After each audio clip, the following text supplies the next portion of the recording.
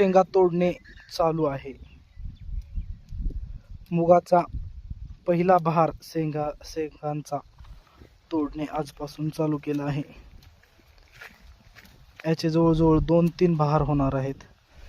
ह्या ज्या वाळलेल्या शेंगा आहेत त्या सुरुवातीला तोडून घेतो. त्या जर नाही तोडल्या तर त्या फुटून मूग खाली पडतो. ह्या अशा पाटीमध्ये घेतल्या आहेत. अशा प्रकारे मुगाच्या शेंगा तोडल्या जातात.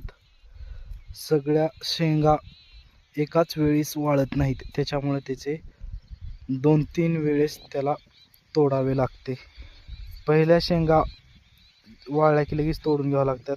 सगळ्यांची वाट पाहत बसलं तर हातात मूग लागत नाही, सगळा फुटून जमिनीत पडतो आणि त्याचा काहीही उपयोग होत नाही.